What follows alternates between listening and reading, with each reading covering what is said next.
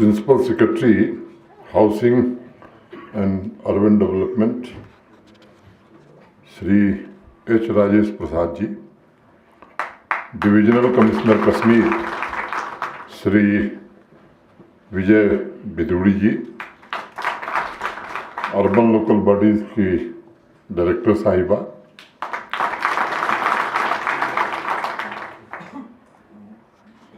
सभी हमारे chairman, vice chairman, corporators, Jammu Kashmir प्रशासन के हमारे सहयोगी, देवियों, सज्जनों तथा मित्रों, अभी आपने 2 छोटी छोटी लघु फिल्में देखी हैं। वैसे थोड़ा ज़माना कश्मीर का बदल गया है। अब 300 से ज़्यादा फिल्मों की शूटिंग कश्मीर की वादियों में पिछले 1 साल में हुआ है, तो उसमें छोटी फिल्म देखने का एक अलग आनंद आपने यहाँ उठाया है सभागार में। राजेश जी ने आपके सम्मुख एक विवरण प्रस्तुत किया। श्रीनगर स्मार्ट सिटी के 3 परियोजनाओं प्रोजेक्ट और 11 अर्बन लोकल बॉडीज़ के 16 बड़े development project, 10 urban local bodies में 9 सॉलिड वेस्ट मैनेजमेंट से जुड़े प्रोजेक्ट का लोकार्पण सुबह से लेकर अब तक आज हुआ है। उसकी लागत राजेश जी ने बताई है। मैं समझता हूँ आम नागरिकों की सेवा में ये सभी प्रोजेक्ट समर्पित किए गए। सभी शहरों का पूरी तरह से विकास हो, सभी शहरों में रहने वाले नागरिकों का जीवन खुशहाल हो, समृद्ध हो, इस दिशा में जम्मू कश्मीर प्रशासन लगातार प्रयास कर रहा है और उसमें माननीय प्रधानमंत्री जी और भारत सरकार का बड़ा भारी योगदान है। मैं मानता हूं कि श्रीनगर तथा अन्य शहरों में आम नागरिकों को समर्पित यह प्रोजेक्ट्स इन शहरों को तरक्की की नई ऊंचाइयों पर ले जाएंगे। इस खास मौके पर जब ये संचालक महोदय रहते हैं तो मुझे भी शायरी और शेर के कुछ पंक्तियां याद आ जाती हैं, तो एक नज्म की कुछ चंद पंक्तियां मैं भी आपकी खिदमत में पेश करूंगा। कभी चुपके से डल में उतर के देखो, कभी चुपके से डल में उतर कर देखो, वितस्ता की तरंगों में रंग फेंको। सनासर के साए में बरसात पड़ी है, वूलर भी अब पांव पसारे खड़ी है। हवा का झोंका चिनाब को छू कर आता है, तवी के बज्म में सावन की नई दास्तां सुनाता है। मोहब्बत के हर कतरे में उभर रही नई तस्वीर है, यह मेरे तुम्हारे ख्वाबों का जम्मू कश्मीर है, यह मेरे तुम्हारे ख्वाबों का जम्मू कश्मीर है। आज अभी आपने सुना राजेश जी को, श्रीनगर के मशहूर मार्केट पोलो व्यू को नया स्वरूप देने का काम श्रीनगर स्मार्ट सिटी के अंतर्गत पूरा हुआ है।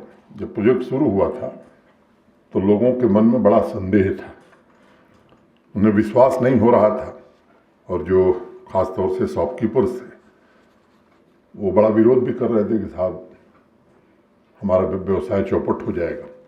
आज जब मैं सुबह वहाँ गया था तो उनके चेहरों पर जो खुशी दिखाई पड़ रही थी और खुद मैं भी देख करके आश्चर्यचकित था।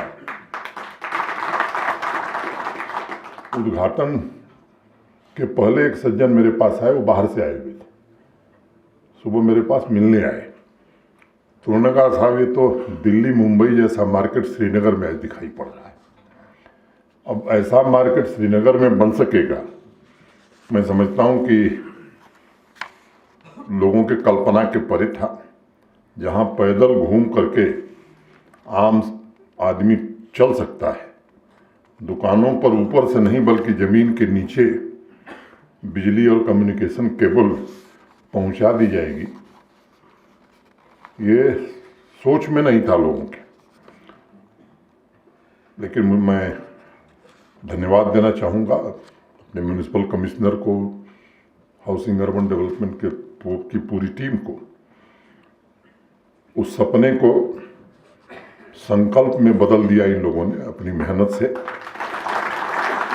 मैं इस अवसर पर पोलो व्यू मार्केट के सभी शॉपकीपर्स का भी हृदय से धन्यवाद करना चाहूँगा, जिन्होंने धैर्य का परिचय देते हुए अपना सहयोग इस काम में दिया है। उनको सम्मानित भी आज हम लोगों ने किया। एक बात समझने की है कि जब भी इंफ्रास्ट्रक्चर का काम होगा, काम शुरू होगा, तब थोड़ी बहुत असुविधा आएगी, और इसमें अगर लोग नहीं सहयोग करेंगे तो फिर कैसे प्रोजेक्ट पूरे होंगे। छोटी असुविधाएं भविष्य में आपके विकास का रास्ता खोलती हैं, मार्ग प्रशस्त करती हैं, और ये असुविधा आपको आने वाले दिनों में बड़ी सुविधा के रूप में परिवर्तित होती है। और इसी में आवाम का बेहतर भविष्य छिपा हुआ है। जिन्होंने पोलो व्यू मार्केट, आपसे मैं अनुरोध करूंगा कि यहाँ से निकलिए तो जरूर देखते हुए जाइए। पहले का मार्केट और आज का मार्केट, मुझे लगता है ये देख करके आप जाएंगे तो निश्चित रूप से आपको समझ में आएगा, और ये बात आपके जहन में जरूर आएगी कि तरक्की का अभियान भेदभाव से परे है, सामूहिक है, सबके लिए है। पोलो व्यू मार्केट में परिवर्तन की वजह से भविष्य में नागरिकों को न सिर्फ शॉपिंग का बेहतर अनुभव मिलेगा, बल्कि शॉपकीपर्स का बिजनेस भी काफ़ी मात्रा में बढ़ने वाला है। उसके साथ ही जैसा बताया राजेश जी ने, एक पुराना प्राचीन शिव मंदिर था, उसका जीर्णोद्धार भी स्मार्ट सिटी में हुआ। वहाँ के नागरिकों ने भी समर्थन दिया और उसको समर्पित किया गया। स्मार्ट ट्रैफिक मैनेजमेंट के लिए पेट्रोलिंग वैन्स और टॉविंग व्हीकल्स को स्मार्ट श्रीनगर के संसाधनों में आज शामिल किया गया। अनेक परियोजनाओं पर काम अभी चल रहा है। आने वाले दिनों में वो रेजिडेंसी रोड हो, एमए मार्केट हो, लाल चौक हो या पुराना शहर हो, ऐसी अनेक मार्केट कुछ महीनों बाद आपको देखने को मिलेंगे। इससे एक नया आत्मविश्वास लोगों में पैदा आया है, और मुझे लगता है कि शहर को आत्मनिर्भर तथा चुनौतियों को अवसर में बदलने की प्रेरणा यहाँ के निवासियों को मिल रही है। जम्मू कश्मीर प्रशासन विरासत एवं विकास दोनों साथ साथ, विकास हो और विरासत खत्म हो जाए ऐसा काम हम नहीं कर रहे। जो कश्मीर की विरासत है उसको साथ साथ सहेजते हुए विकास भी हो, इसकी कोशिश हो रही है। और नागरिकों की आशाएं और आकांक्षाएं जो हैं उनको कैसे पूरा किया जाए, अनवरत अथक प्रयत्न हमारे प्रशासन के सभी सहयोगी कर रहे हैं। मैंने किस्सा सुना था, जब मैं आया था, माई टाउन माई प्राइड की फिल्म में देख रहा था, अगस्त 2020 में मैं आया था, और अक्टूबर गांधी जयंती के दिन बैक टू विलेज शुरू हुआ था। और बैक टू विलेज जब हो गया तो हम लोगों ने कहा कि भाई ये जो लोग शहरों में रहते हैं इनके लिए भी तो माई टाउन माई प्राइड कार्यक्रम नवंबर में हुआ था। तो लोग मुझे बताते थे जब मैं जाता था, सबसे पहले मैं बारामूला गया, मैं नाम नहीं लूँगा, किसी ने मुझे कहा कि साहब ये 13 साल पहले इसका शिलान्यास हुआ। हमने कहा क्या हुआ? कहा साहब फिर दोबारा शिलान्यास करने एक सज्जन आए थे, किसी कारण रुक गया। मुझे लगता है कि अब उस कल्चर से जम्मू कश्मीर बाहर निकल गया है।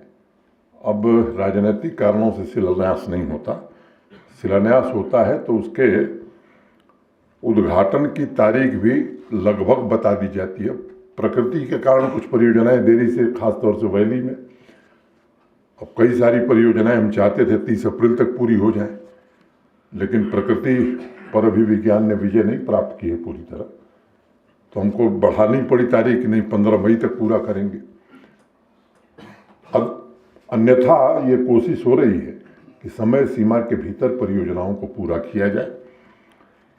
अगर मैं प्रोजेक्ट्स की बात करूं तो जिस वर्ष मैं आया था उससे और आज में लगभग 9 गुना 10 गुना रफ्तार बढ़ गई।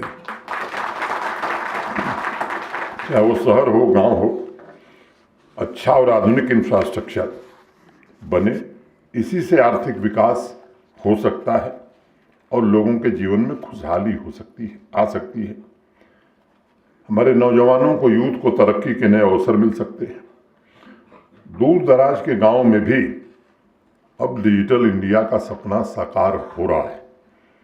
हमारी बहनें, खास तौर से माताएं, मैं देख रहा हूं कि उनकी जिस तरह की रुचि है, जम्मू कश्मीर के आर्थिक और सामाजिक परिवर्तन में सबसे आगे बढ़ चढ़ करके हमारी बहनें और माताएं काम कर रही हैं। सभी शहरों के डेवलपमेंट प्रोजेक्ट्स तथा स्वच्छता के लिए सॉलिड वेस्ट मैनेजमेंट के प्रोजेक्ट्स,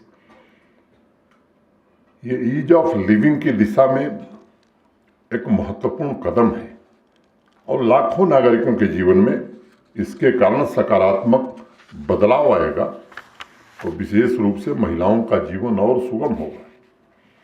सॉलिड वेस्ट मैनेजमेंट तथा डेवलपमेंट प्रोजेक्ट्स पर अभी जिस डॉक्यूमेंट्री फिल्म को प्रदर्शित किया गया था, वह शहरी परिवेश के स्वस्थ परिवर्तन और शहरी परिवेश में स्वस्थ परिवर्तन लाने की जम्मू कश्मीर प्रशासन की हमारी प्रतिबद्धता का प्रतीक है। चाहे अचबल हो, चडूरा हो, गांधरबल हो, सुंबल हो, सोपैया हो, अनेक नाम लिए जा सकते हैं। सभी अर्बन लोकल बॉडीज और वहाँ के नागरिकों के मन में अब एक नए प्रकार की आकांक्षा जगी है और मुझे लगता है कि जब काम होने लगता है तो आकांक्षाएं भी ज़्यादा तेजी से जागृत होती हैं। अब लोग महसूस कर रहे हैं कि अब केवल वायदा किया नहीं जा रहा है, बल्कि उन वायदों को धरातल पर उतारने की ईमानदारी पूर्वक कोशिश हो रही है। कश्मीर डिवीज़न के सभी म्यूनिसिपल काउंसिल और municipal committee open defecation free हों, 30 म्यूनिसिपल काउंसिल और 40 हमारी म्यूनिसिपल कमेटी, सभी नागरिकों के मन में भी ये संकल्प है कि इन शहरों को कचरा मुक्त बनाया जाए। स्वच्छता में सुधार के लिए शहरों के बीच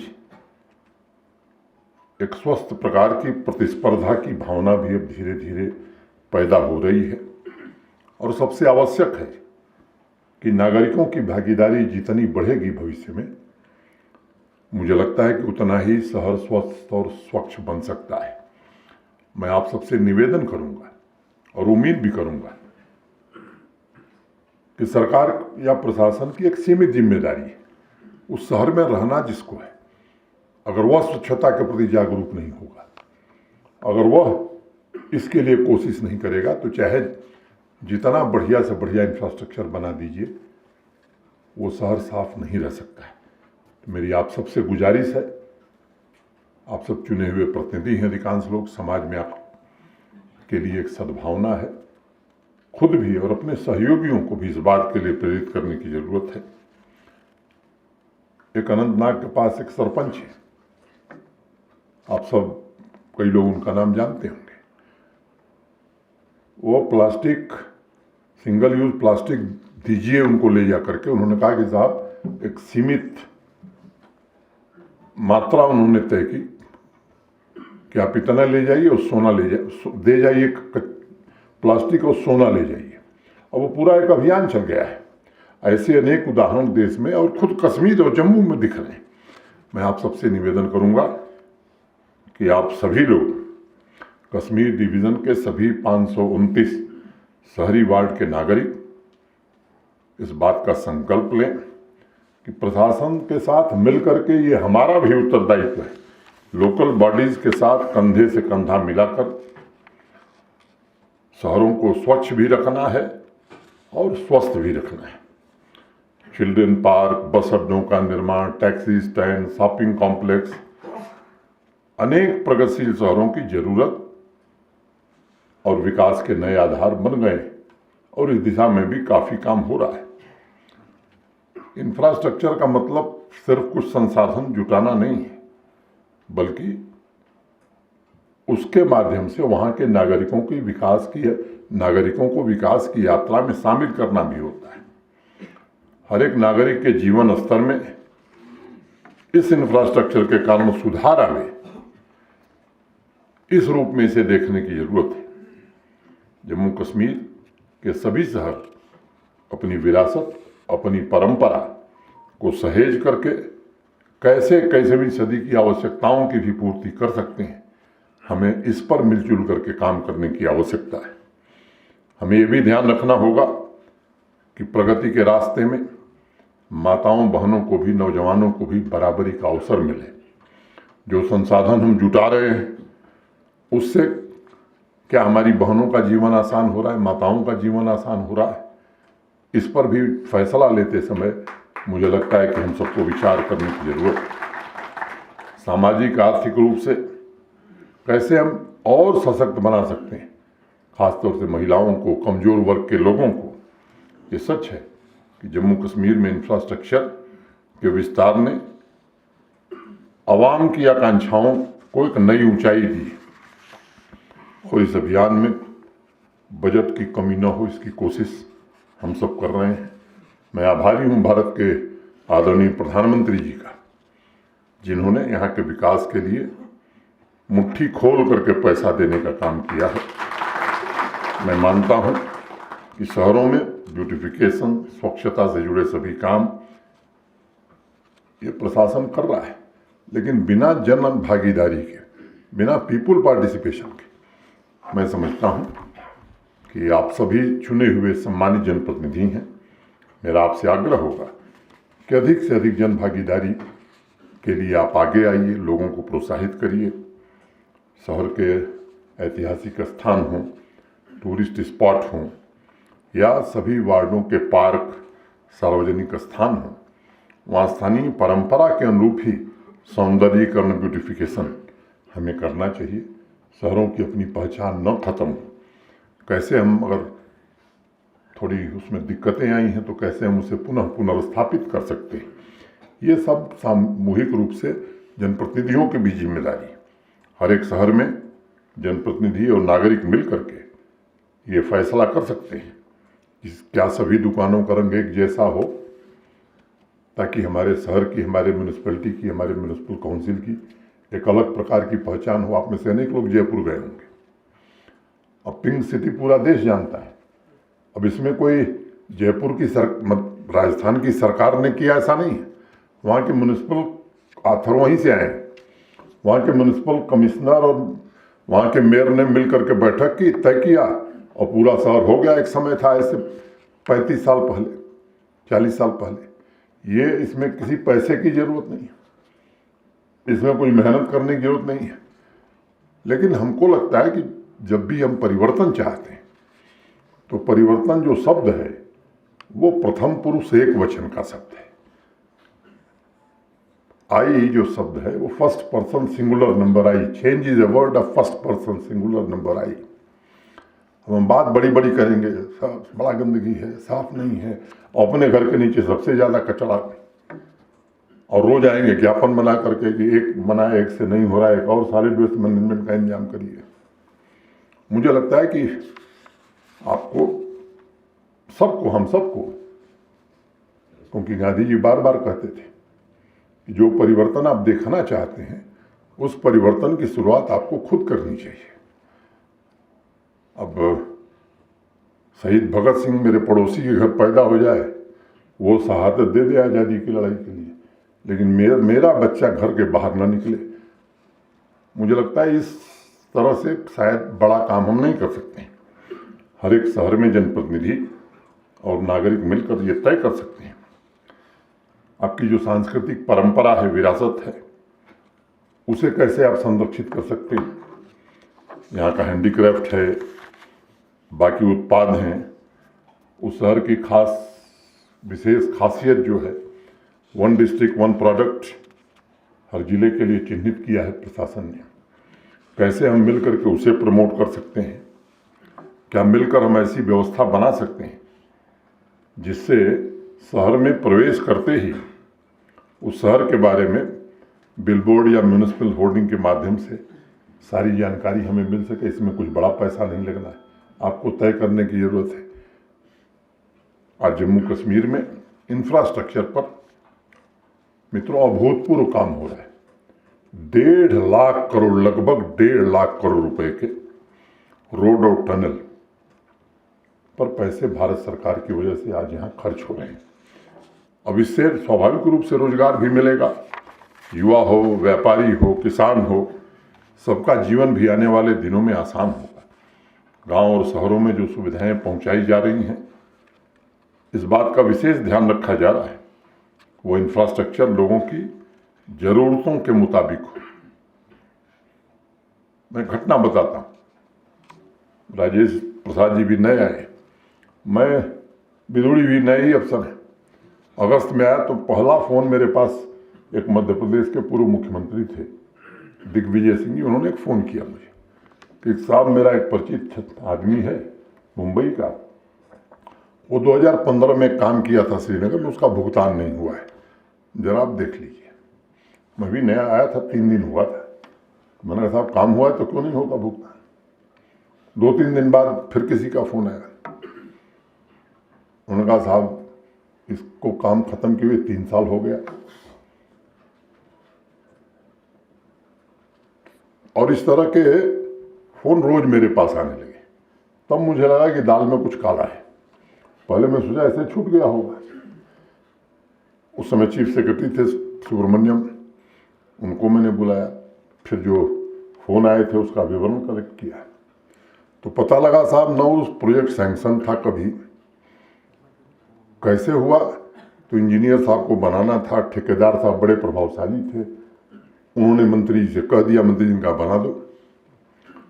वो भुगतान कैसे करेंगे। और वो विरासत, वो जो अभी लीगेसी वेस्ट की बात हो रही थी, तो वो लीगेसी अभी हम झेल रहे हैं। कोई टपक के आ जाता है कि 7 साल पहले हमने काम किया, अभी भुगतान नहीं हुआ, न उसकी प्रशासनिक एडमिनिस्ट्रेटिव अप्रूवल है उसका, न कोई सैंक्शन है, न कोई टेंडर है। मुझे लगता है कि अब एक व्यवस्था के तहत काम हो रहा है और हम कोशिश ये है कि ट्रांसपेरेंट ढंग से, पारदर्शी ढंग से इस काम को आगे बढ़ाया जाए। और आप सबसे, मैंने पहले कहा कि विकास और विरासत अगर दोनों हम एक साथ लेकर चलेंगे तो नागरिकों के मन में अपने शहर के प्रति, वहाँ की अनमोल विरासत के प्रति एक गर्व का भाव, सेंस ऑफ प्राइड पैदा होगा। शहर स्वच्छ रहें, स्वस्थ रहें, विकास भी हो, विरासत का संरक्षण भी हो और वहाँ की इकोलॉजी भी मजबूत हो। जब ये सब होगा तो स्वाभाविक रूप से इकोनॉमी भी उसकी तरक्की करेगी। ये 3 मूल मंत्र मुझे लगता है 21वीं सदी में शहरों को सस्टेनेबल बनाने में कामयाब हो सकेंगे। मैं एक बार पुनः सभी नागरिकों को आज के लोकार्पण किए गए प्रोजेक्ट्स की बहुत बहुत बधाई देता हूं और जितने हमारे चुने हुए प्रतिनिधि आए उनका राजभवन के सभागार में फिर से एक बार दिल की गहराइयों से स्वागत करता हूं, इस्तकबाल करता हूं, खैर मकदम करता हूं। बहुत बहुत धन्यवाद। नमस्कार।